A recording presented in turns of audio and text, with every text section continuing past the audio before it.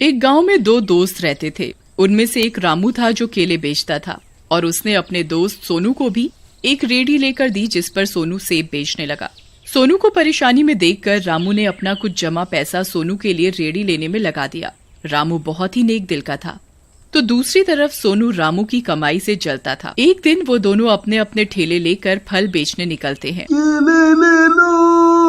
देखते ही देखते रामू के पास भीड़ लग जाती है और देखते ही देखते उसके आधे से ज्यादा केले बिक जाते हैं।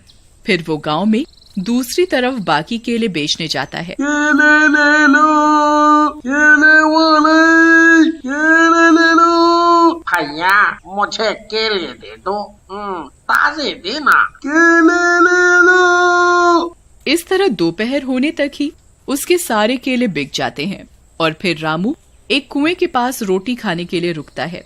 चलो, सब केले तो बिक गए, आज राम प्यारी खुश हो जाएगी।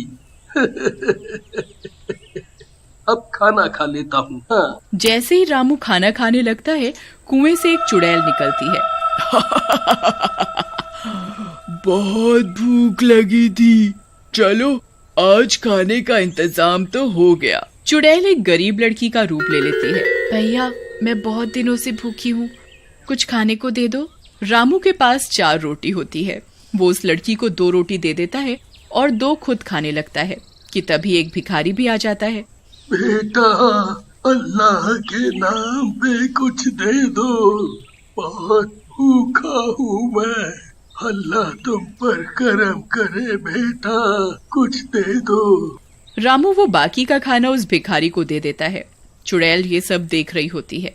खाना तो अच्छा था, पर अब प्यास लगी है और ये कुआं तो सूख चुका है। कोई बात नहीं, ये लो, मेरे पास पानी है, तुम पी लो। और ये क्या, तुमने गर्म कपड़े नहीं पहने?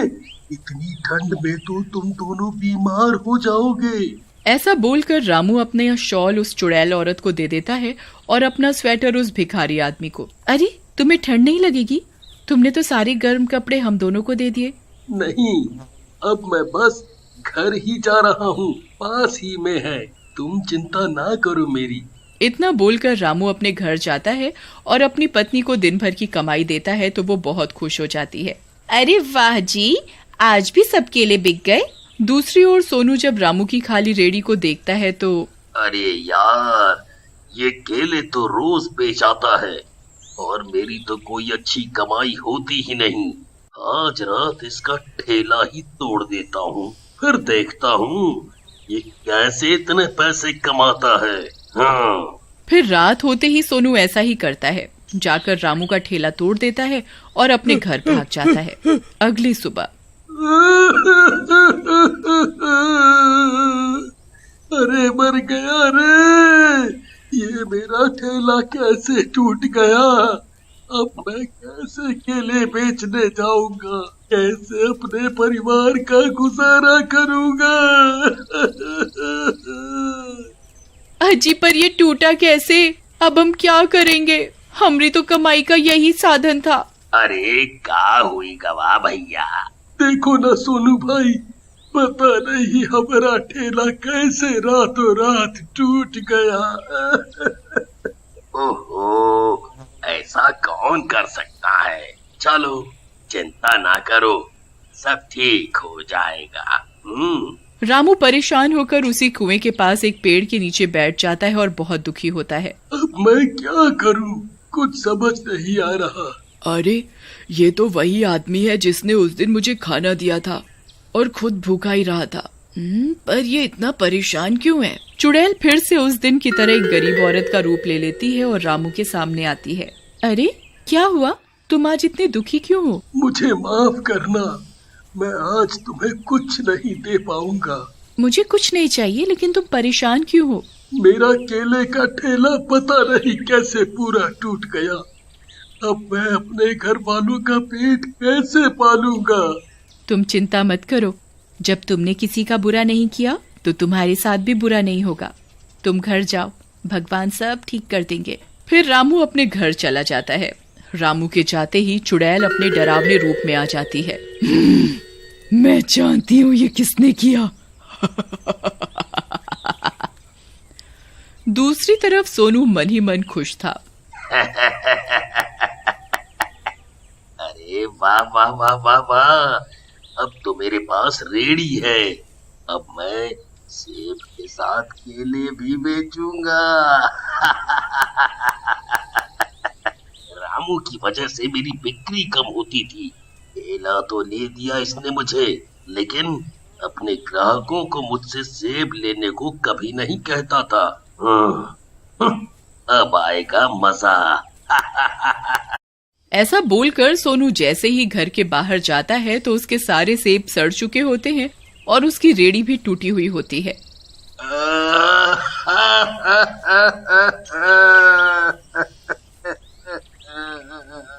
अरे मर गया रे, ये किसने किया? हाय रे मेरी फूटी किस्मत, ये सेब इतने महंगे थे, ये क्या हो गया? लगता है मेरे बुरे कर्मों का फल है। हाय हाय हाय, मैं क्या करूं? वहीं दूसरी तरफ चुड़ैल रामू के सामने आकर खड़ी हो जाती है। रामू बहुत डर जाता है। चुड़ैल, अरे अरे मर गया रे, मैं तो पहले से इतनी मुसीबत में हूँ, अब ये चुड़ैल। डरो नहीं, मैं वही औरत हूँ जिसे तूने उस दिन खाना खिलाया था। फिर चुड़ैल उसे एक केले का पौधा देती है। ये लो पौधा, ये केले का पौधा मेरे जादू से एक ही रात में बहुत बड़ा हो जाएगा। ये तुम रखो, तुम एक अच्छे इंसान हो इसलिए मैं ये तुम्हें दे रही हूँ। ठीक है चुड़ैल जी, धन्यवाद। मैं चलता हूँ अब। हाँ? रामू अपने घर जाता है और घर के पीछे के आंगन में वो केले का पौधा उगा देता है। अजी ऐसा भी कभी होता है क्या कि एक रात में पौधा बड़ा हो जाए? वो चुड़ैल हमसे कुछ न कुछ मांगेगी बदले में, देख लो जी। हमारे पास और कोई चारा भी तो नहीं, और लगा के देखते हैं इसमें कौन से हमारे पैसे लग रहे हैं। हाँ, सारे पैसे तो आपने अपने दोस्त सोनू के ठेले में लगा दिए थे, मैंने मना भी किया था आपको। कोई बात नहीं, जब हम समर्थ हैं तो किसी की मदद करने में कोई बुराई नहीं। अब चलो सोने चलें।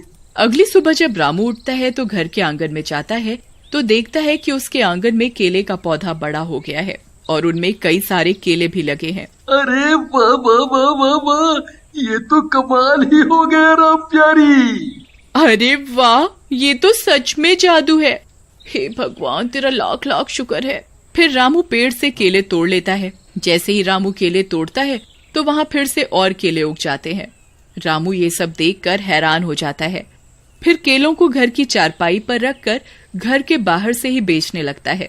सब केले बिक जाते हैं और रामू की बहुत कमाई होती है। राम प्यारी, ये सब उस चुड़ैल की वजह से हुआ है। मैं उसका धन्यवाद देने उसके पास जा रहा हूँ। रामू और राम प्यारी दोनों उसके पास जाते हैं लेकिन वो वहाँ नहीं होती।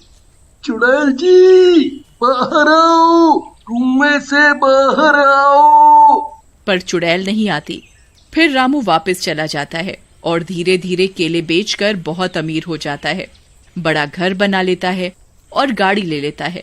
गरीबों की बहुत मदद करता है। लोगों को खाना खिलाना, कपड़े बांटना जैसे अच्छे काम करता है। तभी सोनू भी वहाँ आता है और रामू से अपने किए की माफी मांगता है। रामू, मेरे दोस्त, मुझे माफ कर दे। उस दिन तेरा ठेला मैंने ही तोड़ा था और मुझे उसकी सजा भी मिल गई। मैं बहुत शर्मिंदा हूँ। सोनू को ऐसे फटेहाल देखकर रामू को बहुत बुरा लगता है। वो उसे खाना और कपड़े और कुछ पैसे देता है। कोई बात नहीं, ये लो, अब तुम्हें खाने और कपड़ों की कोई कमी नहीं होगी। रामू उसे माफ कर देता है। फिर एक छोटी सी लड़की वहाँ आती है। अंकल, मुझे भी खाना दो ना, मेरी मम्मी ने आपके बारे में मुझे सब बताया है, आप बहुत अच्छे हो। तुम्हारी मम्मी मुझे कैसे जानती हैं? चलो मैं आपको उनसे मिलवाती हूँ, वो जंगल में रहती हैं। वो लड़की रामू और राम प्यारी को जंगल ले जाती है। वो रही मेरी माँ। वो औरत वही चुड़ैल होती है। चुड़ैल जी, आप यहाँ हो? मैंने आपको कितना ढूंढा। देखो, आज मैं जो भी हूँ वो आपकी वजह से ही हूँ। मेरी सारी परेशानियां दूर हो गईं। वो केले का पेड़ तो मेरे लिए वरदान साबित हुआ। आपका बहुत बहुत धन्यवाद। पर आपका ये हाल कैसे?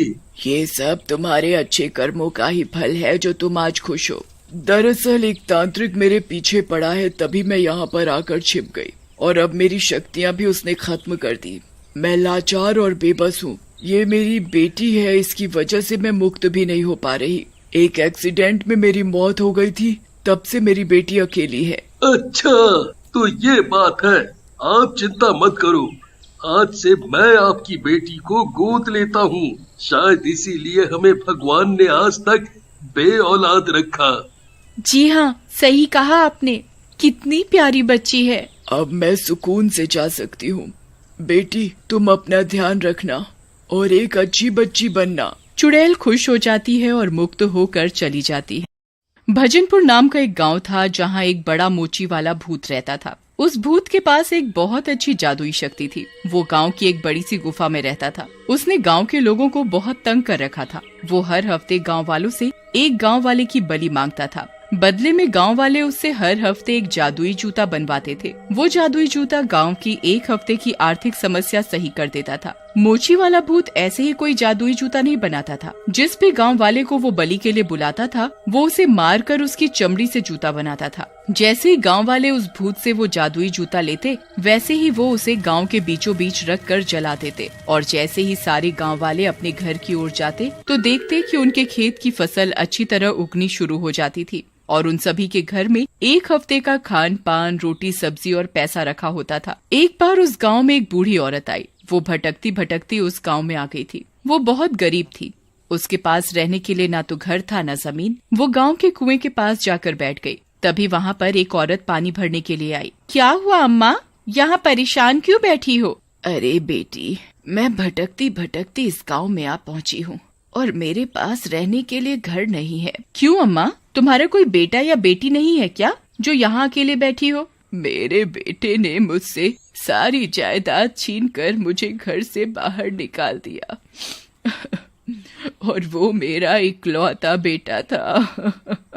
अरे रे रे रे रे, हे भगवान, ऐसा बेटा किसी को न देना। अब मैं क्या करूं, कहाँ जाऊं, मुझे कुछ समझ नहीं आ रहा। अरे अम्मा, इसमें सोचना क्या, आप हमारे गांव के सरपंच से जाके मिल आओ। वो दिल के बहुत अच्छे हैं, आपकी इस समस्या का हल जरूर निकाल लेंगे। चलिए, मैं आपको अपने साथ उनकी हवेली ले जाती हूँ। हाँ बेटा, ले चल मुझे उनकी हवेली।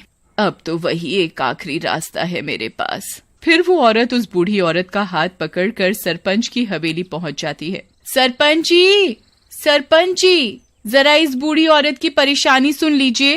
अरे बेटी, आ रहे हैं आ रहे हैं, निक रुको तो सही। हाँ, अब बोलो कि इस बूढ़ी औरत की परेशानी सुनूं। सरपंच जी, मेरी परेशानी सुनिए। मेरे पास रहने को घर नहीं है, खाने के लिए खाना नहीं है, एक आना पैसा भी नहीं है। आप ही बताइए क्या करूं मैं? अच्छा, ठीक है, मैं समझ गया आपकी परेशानी। अब तो एक सुझाव है। क्या सुझाव? आपको हमारे साथ एक गुफा में चलना होगा। वहाँ पर एक मोची वाला भूत रहता है जो जूता बनाता है। इस हफ्ते आप वो जूता ले लेना और उसे गांव के बीचों बीच रख कर जला देना। फिर आपको आपका घर मिल जाएगा बिना मेहनत किए। अच्छा, ठीक है, मैं समझ गई। मैं ये काम करने के लिए तैयार हूँ। अगले हफ्ते सरपंच और सारे गांव वाले उस बूढ़ी औरत को और अपने साथ एक गांव वाला बलि के लिए गुफा के अंदर ले जाते हैं। आ गए मेरी बलि लेकर। अब की बार थोड़ा हट्टा कट्टा सा लाए हो ना, पता है ना, अच्छी बलि उतने अच्छे से समस्या भी हल होगी गांव की। हाँ, आपके लिए अब की बार अच्छी बलि लाए हैं। अब की बार वो जादुई जूता इस बूढ़ी औरत के हाथ में दे दीजिएगा। अच्छा, ठीक है, अब लाओ मेरी बलि। गांव वाले एक मोटे से आदमी को गुफा में मोची वाले भूत के पास भेज देते हैं। बूढ़ी औरत को ये सब कुछ समझ नहीं आता, इसलिए वो इस बारे में सरपंच जी से बात करती है। सरपंच जी, मुझे ये सब कुछ समझ नहीं आ रहा। आप सभी गांव वाले इस आदमी को अकेले गुफा के अंदर क्यों भेज रहे हैं? अरे अम्मा जी, ये जाएगा तभी तो जादुई जूता मिलेगा। अच्छा आओ, रहने दीजिए, अभी आपको कुछ समझ नहीं आएगा।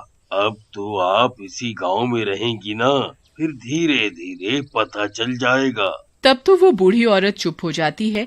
फिर अगले दिन वो देखती है कि उसके घर के बाहर 2 आदमी उस मोची वाले भूत की बातें कर रहे हैं, इसलिए वो चुपचाप घर के अंदर छिपकर उनकी बातें सुन रही होती है। अरे भाई, उस मोची वाले भूत की वजह से एक समस्या और खड़ी हो गई। क्या भाई, कौन सी समस्या? मुझे तो कोई समस्या नहीं है। अरे भाई लोग, तुमने देखा नहीं कैसे वो भूत एक एक करके हर हफ्ते एक गांव वाले की बलि ले लेता है। गांव की कितनी आबादी तो कम हो चुकी है। हाँ भाई, इस समस्या पर तो मैंने ध्यान ही नहीं दिया, और ऊपर से जिस गांव वाले की बलि लगती होगी, उस गांव वाले के घर वाले उसके लिए कितना परेशान हो जाते होंगे। हाँ भाई, सही कहा। अच्छा, मैं क्या कहता हूँ, चलो सरपंच जी से इस बारे में बात करते हैं। हाँ भाई, सही कह रहे हो, चलो चलते हैं। और वो दोनों गांव वाले सरपंच के घर की ओर निकल जाते हैं। बूढ़ी औरत को सब कुछ समझ आ जाता है। हे भगवान, ये लोग हर हफ्ते गांव वाले की बलि चढ़ाते हैं, और वो भी एक जादुई जूते के लिए। अगर इन्हें कोई न मिला तो एक दिन ये मुझे बलि के लिए भेज देंगे। अब मैं क्या करूं? फिर वो बूढ़ी औरत उन गांव वालों के पीछे पीछे उनकी और सरपंच की बातें छिपकर सुनने जाती है। वो बूढ़ी औरत एक दीवार के पीछे छिप जाती है और उन सब की बात गांव वाले सरपंच को सारी समस्या बता देते हैं। अच्छा, ये बात है, मैं समझ गया।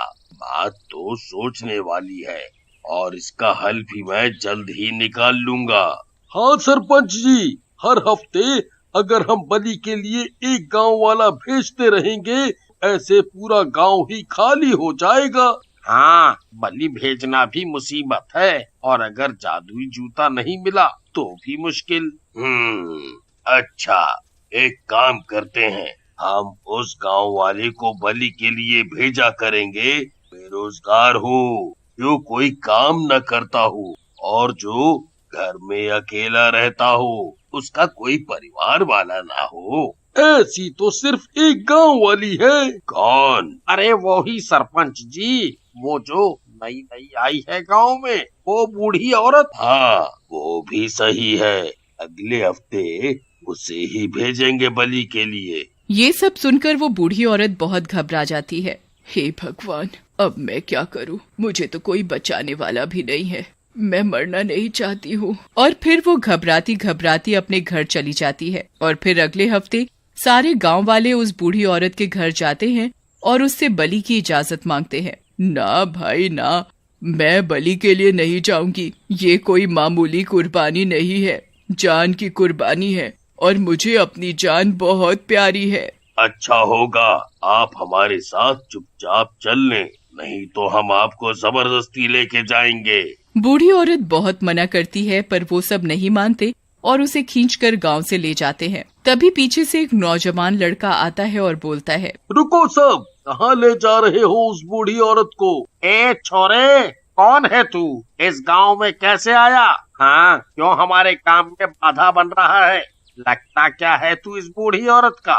मैं अभिनव हूँ और मैं इस बूढ़ी औरत का बेटा हूँ। मैं अपनी माँ को बचाने आया हूँ। मुझे सब पता चल चुका है। तुम सब क्या करने जा रहे हो? बूढ़ी औरत अपने बेटे को देखकर बहुत खुश हो जाती है और फिर वो बेफिक्र हो जाती है कि उसके साथ अब कोई कुछ नहीं कर सकता। अभिनव उन गांव वालों को रोकने की बहुत कोशिश करता है, पर वो कुछ कर नहीं पाता और वो गांव वाले बूढ़ी औरत को गुफा के अंदर भेज देते हैं और पीछे से छिपकर अभिनव भी आ जाता है। मोची वाले भूत के पास जाने से पहले वो अपनी माँ से मिलने जाता है। मेरा बच्चा, तू आ गया। मैं तुझे देखकर बहुत खुश हूँ। अब मुझे कोई डर नहीं।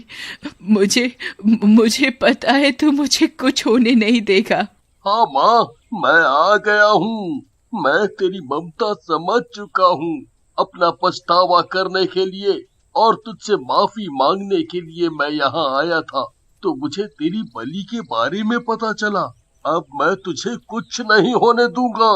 तू चिंता मत कर। बस तू एक काम कर, उस मोची वाले भूत से बातों बातों में तू ये पता कर कि वो भूत कैसे बना, और पत्थर के पीछे से छिपकर मैं तुम दोनों की बातें सुनूंगा।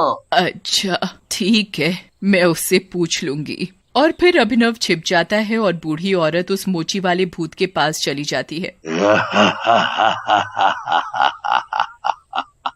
अरे वाह, आ गई मेरी बलि। अरे ये बली वली छोड़ो, पहले तुम ये तो बताओ कि पूरा गांव तुम्हें मोची वाला भूत करके बुलाता है। तुम्हारे इस नाम का राज क्या है?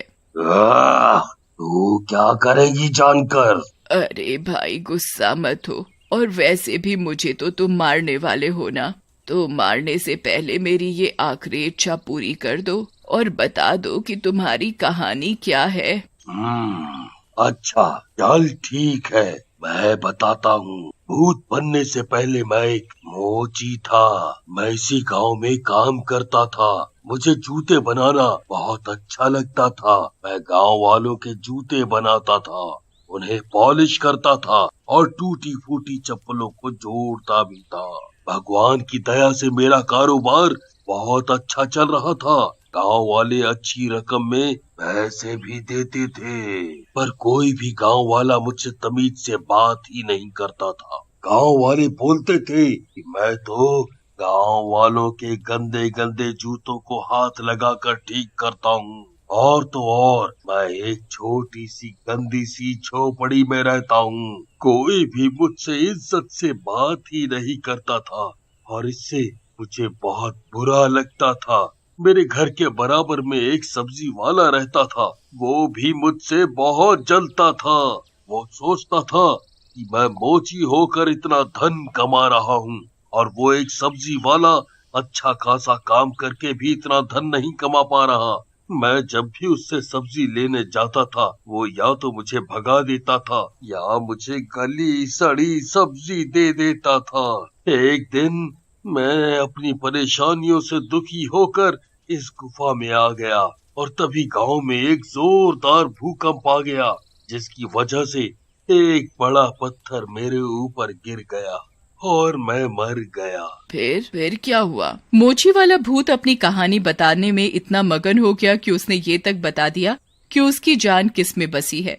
फिर क्या, मैं एक बहुत बड़ा भूत बन गया। फिर सारे गांव वाले मुझे देखने के लिए इस गुफा में आ गए। गांव वालों से बदला लेने के लिए मैंने उनसे एक सौदा कर लिया कि तुम सब हर हफ्ते मुझे एक गांव वाला बलि के लिए देना, और बदले में मैं तुम्हें एक जादुई जूता बना के दूंगा। जादुई जूते के लालच में आकर सारे गांव वालों ने ये सौदा स्वीकार कर लिया, पर वो ये नहीं जानते थे कि मैं एक एक करके सारे गांव वालों को मारकर इस पूरे गांव को खाली कर दूंगा। जब सारे गांव वाले गुफा से निकल गए तो मैंने देखा जो जूता मैंने पहन रखा था वो जूता अभी तक मेरे पैरों में है। जब ये जूता मेरे पैरों से निकल जाएगा तब मैं यहाँ से हमेशा हमेशा के लिए चला जाऊंगा। अभिनव ये बात सुनकर जंगल में से एक लकड़ी पर आग लगाकर गुफा के अंदर आ गया, और उसने मोची वाले भूत के पैरों में आग लगाकर अपनी माँ को लेकर गुफा के बाहर आ गया, और वो मोची वाला भूत चला गया। अब वो मोची वाला भूत यहाँ से हमेशा हमेशा के लिए चला गया है। अब वो यहाँ कभी नहीं आएगा। आप लोग आओ, अब आप सब सुरक्षित हैं। सभी गांव वाले अभिनव को बहुत शुक्रिया कर रहे थे। मुझे माफ कर दो माँ, मैंने तुम्हें प्रॉपर्टी के लालच में आकर घर से निकाला और तुम बेसहारा हो गई। अब मैं समझ गया हूँ कि लालच बुरी बला है। मैंने तुम्हें माफ कर दिया मेरे बच्चे, अभिनव अपनी माँ को लेकर अपने घर चला जाता है और गांव वाले एक सामान्य जीवन जीने लगते